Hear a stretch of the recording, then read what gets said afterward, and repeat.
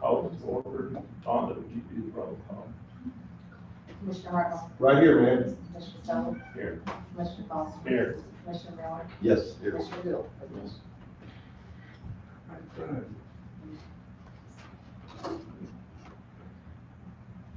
Before we actually started on the budget, we kind of goals that we had for the county. And I think before we get started, we want to kind of talk about the goals that we're interested in. Daniel, would you like to? Yeah, just like I mentioned, last year, that the goals, I'm trying to get to where I have them written down. The number one thing, and that's what we're talking, or we talked about last time, was our revenues. And if we don't find a way to increase our revenues, we're on a spiral. I mean, because we know our expenditures, just through, not even inflation, just with the way things cost, with what we do want to pay our employees, but along with the cost of just the everyday business, just how we do business, where our expenditures are outrunning our revenues. So just like before we ever start, and I'm glad you're doing this, Bobby, before we ever start on our expenditures, we still need to talk about our revenues, and we have to increase our revenue lines.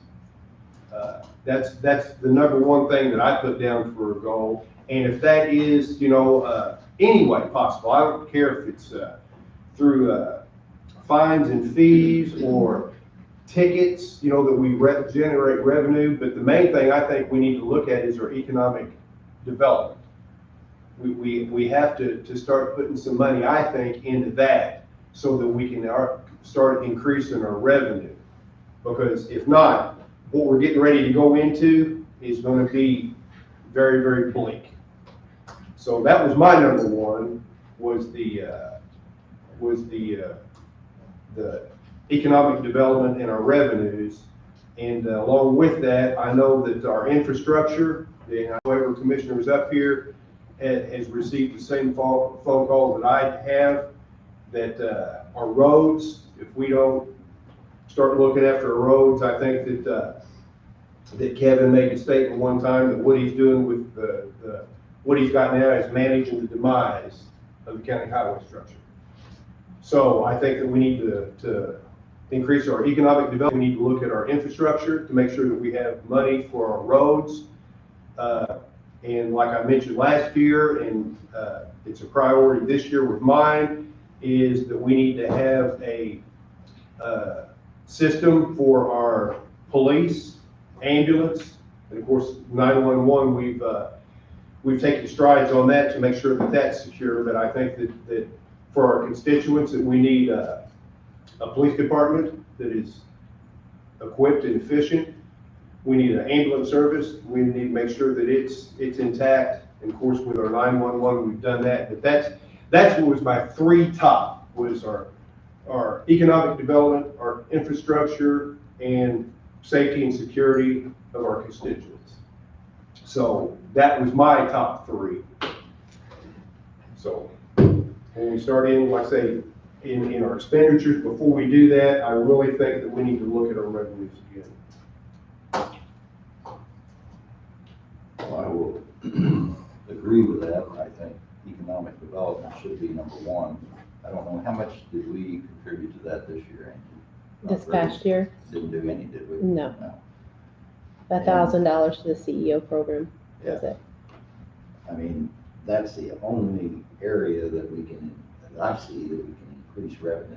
I mean, we can write some tickets, get a little more coming in. Yeah, it's not going to generate the It's money not we going to need. generate, but we're going to have to reach out to those people and that council and strive to come up with some ideas and plans, and that all takes money. Takes money for them to operate.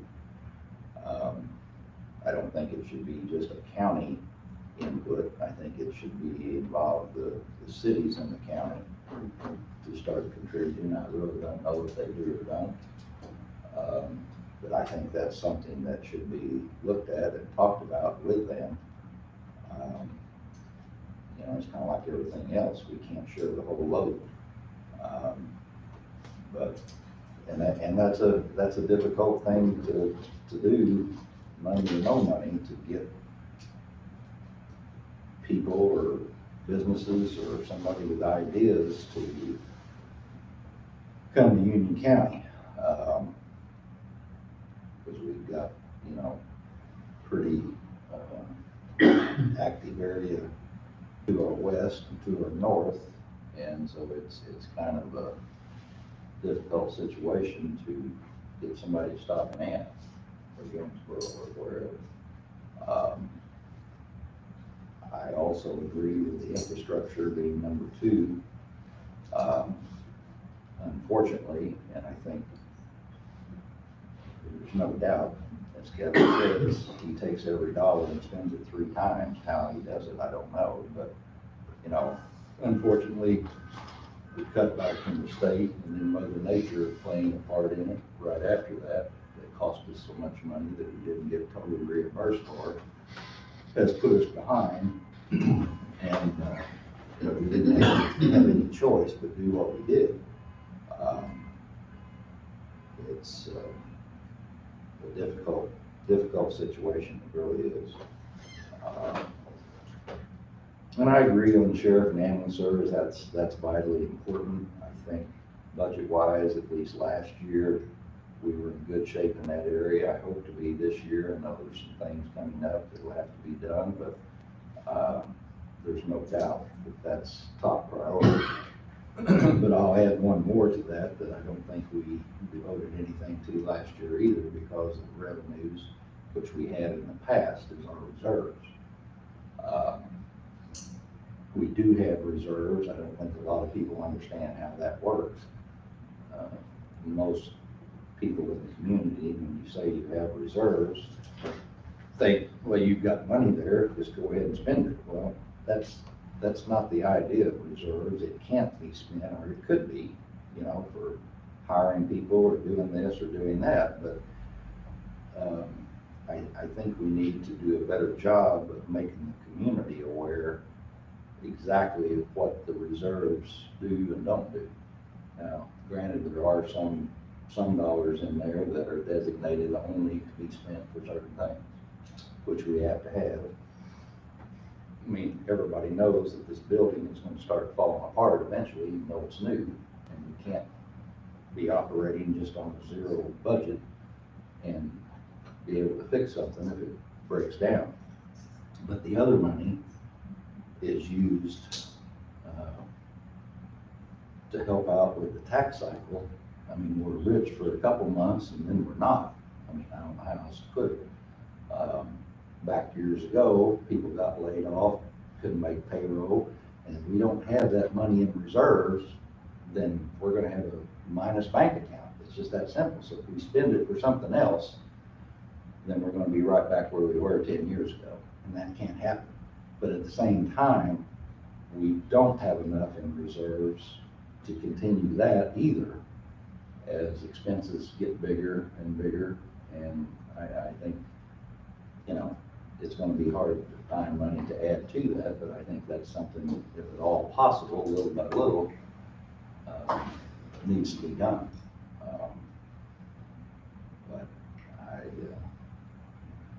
But that's my priorities. You know, I'll plead kind of as a newbie. The court system or the courthouse system, finance is so much different than the financial sector that I was in. One thing that, you know, I've been here for 5 months, talk about fee generation. I mean, we looked at our fee structure every year, whether we did anything or we didn't, you know, with the different departments at the bank. I don't know what we do here, what we're able by law to change. You know, we were talking the other day about the sheriff's fee for foreclosure sales. Again, I don't want to take advantage of an outside financial institution, but you know, that's a fee structure that's a given opportunity. I don't know how many foreclosures are done in this county, that it's $600 for the sheriff's sale. What would be the effects if it went to 700? Vonda, your clerk's fees for recording and documentation fees, you know, it's crazy as it is, but going up $1 or $2 or $3, if it's state mandated that that's all we can charge, that's all we can charge. You know, you brought up tickets and the generation through the, you know, the police department. You know, what does every dollar generate for us? Then you look at, I know Grant and I've talked about the collection efforts that they're doing with the insurance companies. You know, that's phenomenal, what I think that they're collecting. You know, those are things that I think need to be looked at. Economic development, yeah, we need to continue to strive to do that. A good friend of mine is trying to move his awnings business here, which is 6 jobs. He's run into resistance at every turn he's made. We're not, as much as we believe we are, we're not really user friendly to bring business to town. That attitude has to change. I'll probably get slammed by a lot of people for saying it that way, but it's the fact. It's fact. He's had every community from Chicago to Anna. I want to give him a building, get him set up, get him started, but because of me, he wants to come here, which is 6 or 7 jobs, and he's had little or no cooperation anywhere for getting it started. He's asked the college to try to find him, he needs 2 fabricators, welders, somebody that can put the awning strength together. Nobody's made a valiant effort to get him help, you know, to find him 2 people. You know, Kevin, that's up your alley. You know, is there anybody out there that needs, you know, needs something like that? You pay $14, $15 an hour for 2 of them right off the bat. Not getting a whole lot of help. This community is absolutely outstanding for a place to live. I've raised my 3 kids here, raising a grandson now. You know, what makes this community great? We've got a hospital, we've got great parks, we've got good schools.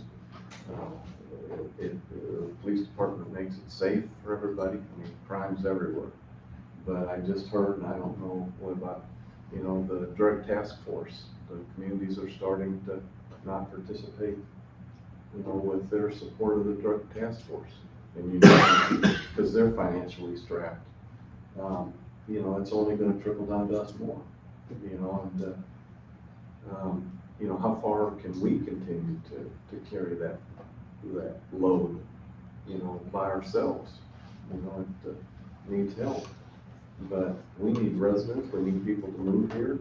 It's great if they work in this community, but if they can keep our property values high, which helps the assessor's office, helps keep the tax revenues coming in for good property taxes.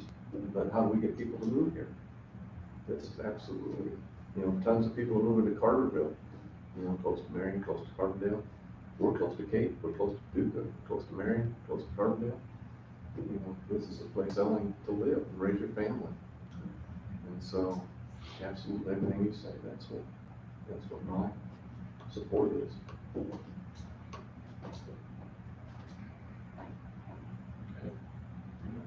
I'm more with everybody else. I totally agree.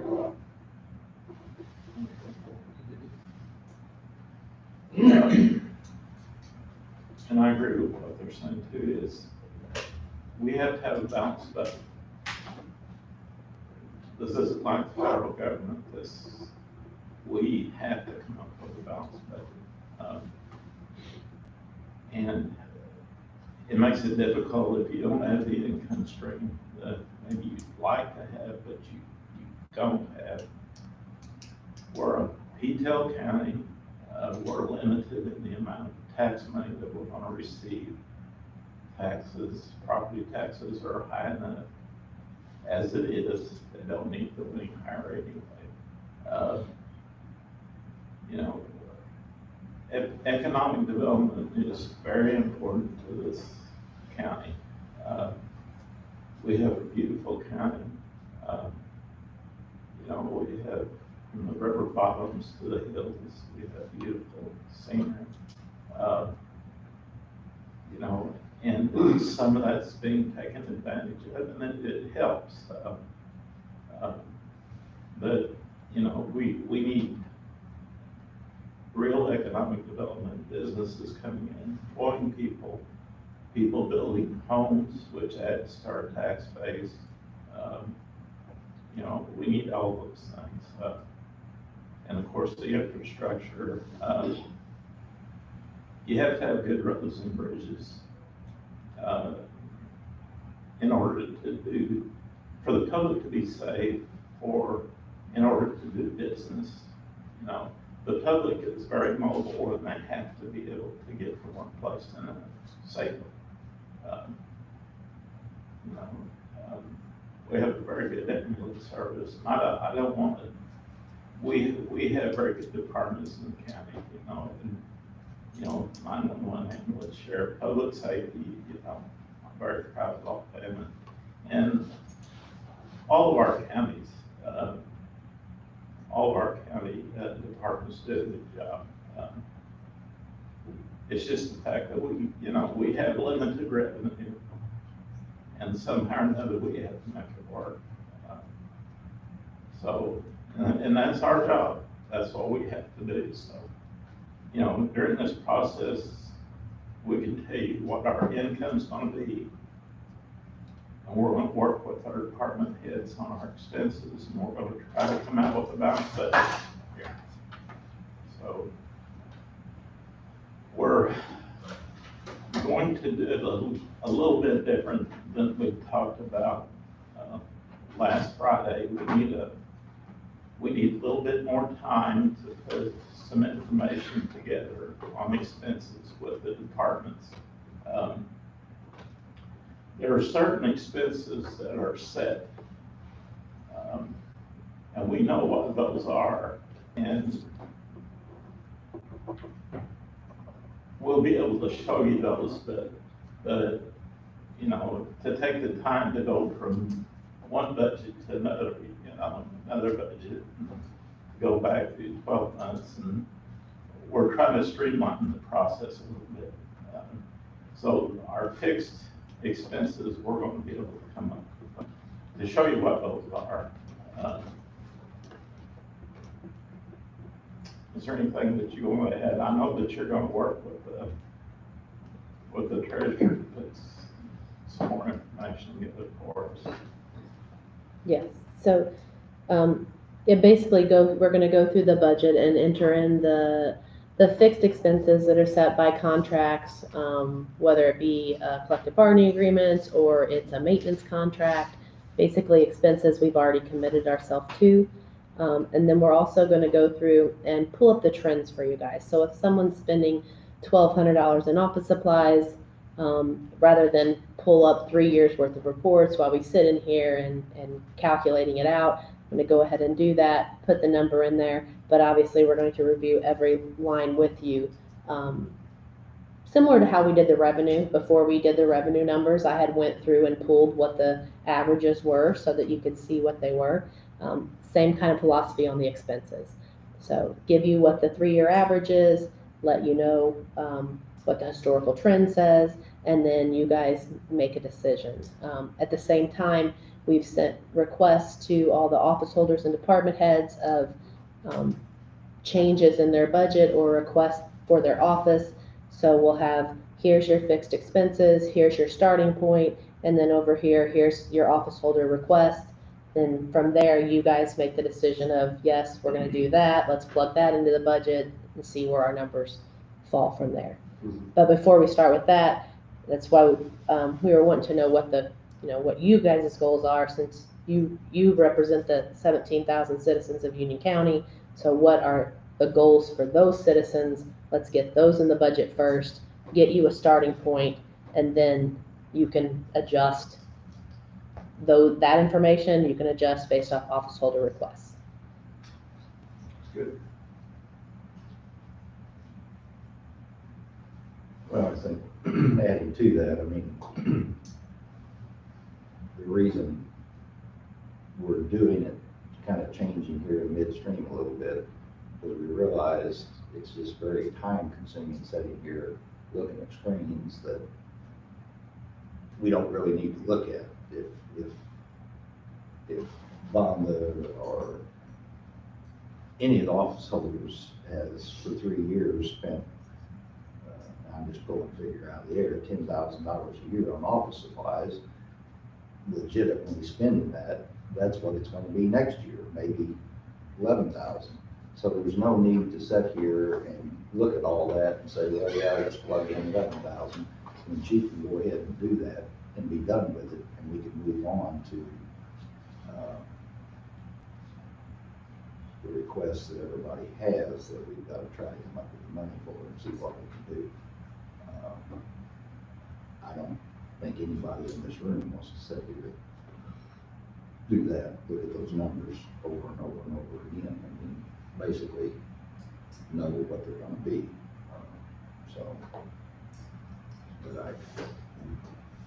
But I'll go back again to this economic development thing. I mean, that's kind of fell by the wayside in Union County. And mainly due to money and lack of organization, but I'll stress again, that needs to be worked on hard and heavy by the powers that be with the city council in Anna, with the Jonesboro City Council, to get everybody involved with that board and make some major strides. That's a necessity to be done, I think. And, you know, how much money we're gonna have to contribute to that, I don't know. But as much as we possibly can, I think is key. You know, without reducing any of our present services that we offer to do on a daily basis. And it's still our intent to meet with office holders on their expenses, so that will still be part of this process. It's just that, you know, we're trying to streamline the process a little bit, so it's not so cumbersome for everybody. And it's still all gonna be in public meeting. I mean, it's not, Yes. we're not changing anything to hide anything. It's just trying to streamline it a little bit for everybody, so I don't have to sit here, you don't have to sit here for 4 hours and try to stay awake.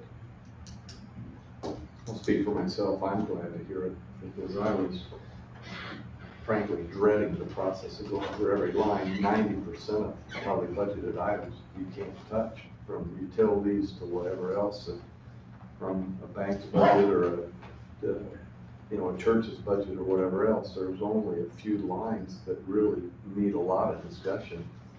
And then you figure out what your income was and what your expenses were, and then you gotta figure out where we gotta come up with that other money.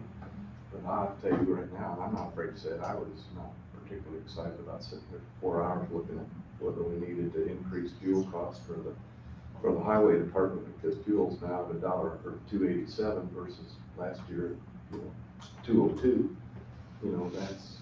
That's what the treasurer has to figure out, how many gallons of fuel that the highway department needs.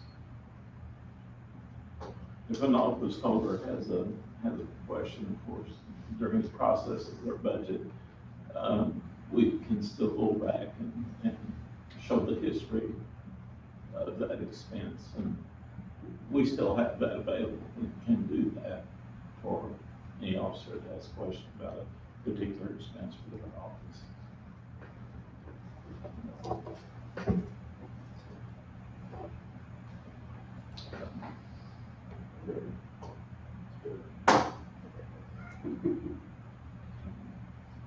We're gonna table this in, Bobby, or extend this Well, to another. We can extend this off. We can do it either way. But we can actually close this one down. Our intent is to meet again Monday You all available? if we're available. Yes. What time would you like to do it Monday?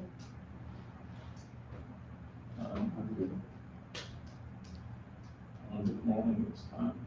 Yeah, 6 a.m. I'll be tied up to about I 9:30 have my son here. Monday. But after that, Monday, Monday, Max is tied up till 9:30, so Monday at 9:30? Or 10 o'clock? whenever. 9:30. You vote all day if you have to. That's what you guys get put together. So what we'll be doing is calling a special meeting, since that's not a regular meeting, we'll be calling a special meeting, for Monday morning at 9:30. Since We can continue that one, right? we can continue that Special meeting. meeting. Yeah. As long as we're gonna close this one out, then, Do we need to close it officially? We can continue that. so, since we're gonna close this one out, I'll go through the rest of the agenda. Is there any other business? Is there any public comments? I have Yes. a couple questions if I could. There were 3 things tabled last Friday. I'd like to see if I could get some clarification on what they were for. Under old business resolution to transfer 2018 budget appropriations, fill me in on what that actually is, transfer those appropriations.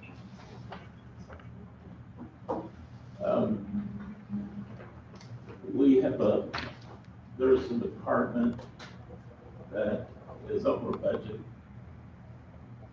And in order for them to be able to pay their bills, we have to do a budget appropriations resolution. And we're not to the point where we can do that yet, that's, correct? Correct. And So it'd be like you're appropriating maybe some of the reserves or something into that office. That's what we're figuring out is that department is over and we're gonna figure out where that money's coming from. And they, at this point, really don't know how much. That's the main thing we're waiting on is to find out how much we actually need to look at. I understand. Because there's no sense in coming back and doing it twice. I agree. I understand, thank you. Resolution establishing certain fees of the county clerk and recorder. Is that some of the things that you were talking about earlier in the budget of possibly increasing some fees and all that? Just able to get the information? Yeah, and that's something that the clerk is working on to get, again, that's so that we know what numbers we're looking at. Right, okay. Because if not, like I say, we're shooting in the dark. Well, and I know more about those 2 things after listening to what you said today than I did last Friday, so. Discussion on the purchasing ordinance. Can you tell me what that ordinance is about, or what that is?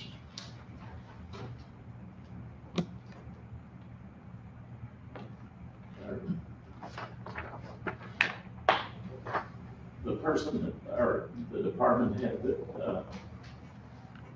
that wanted this put on the agenda withdrew that. Withdrew it? Yeah. Okay. So, Thank you. I didn't know I was gonna ask outside here, so. sorry, other comments? Yes.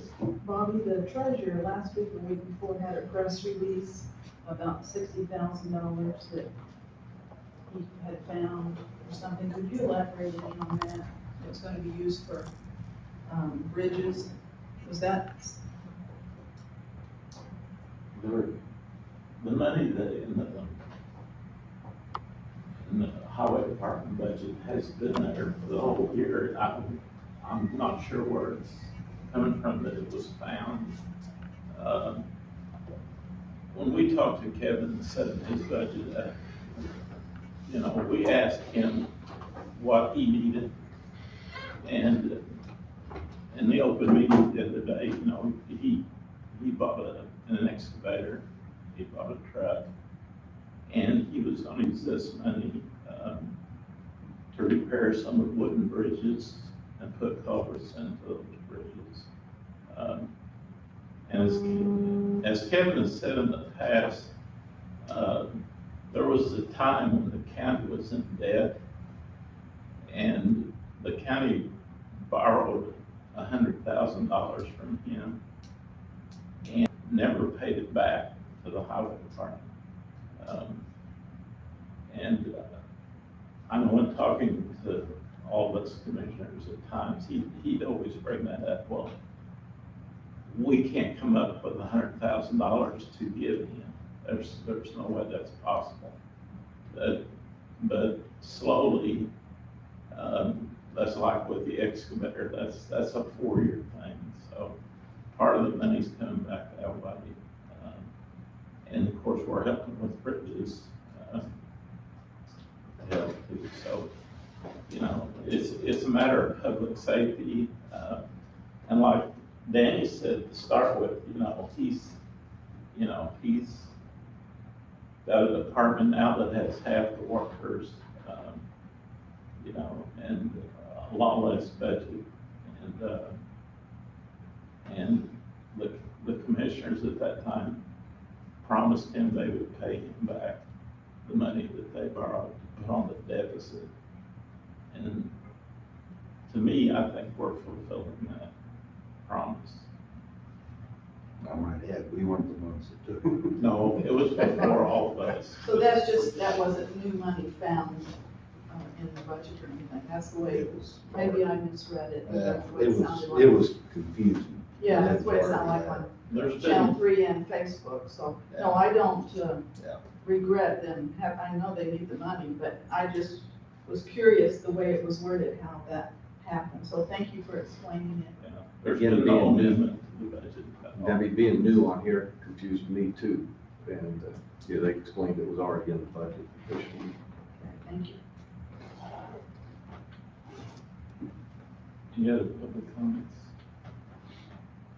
I just have a quick question. In regards to the board meeting that we had, or 2 weeks ago, can you let me know how much the expenditure was that we had to pay Mr. Barkey for the 5 days of the email correspondence, and then also how much it cost for that additional payroll for the management when it was originally denied?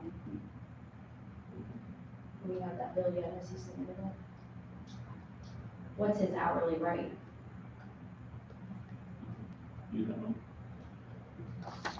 I don't know offhand. And no, we have not received the bill from him yet. With regards to the payroll side, I can answer that. We actually contacted Paychex and they did a one-time courtesy waive of any fee for that payroll. So it did not cost us any more money. But I don't know Rhett's rate offhand. but we can get that for you. Okay.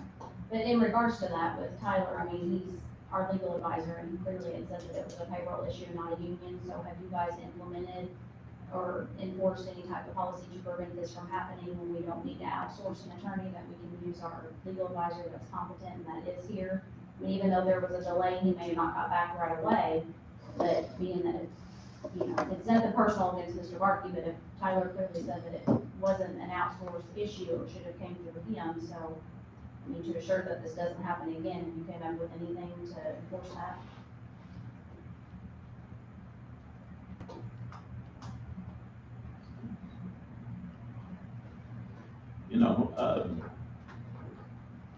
Mr. Barkley is the legal advisor for the union, and of course Tyler is for the county, so.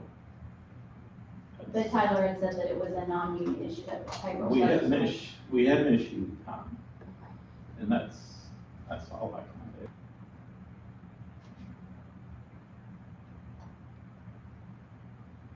do. Any other public comments? If not, motion to adjourn. Okay,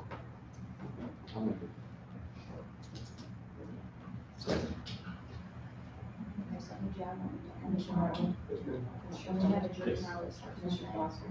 Yes. Commissioner Miller? Yes. Commissioner Wood? Yes.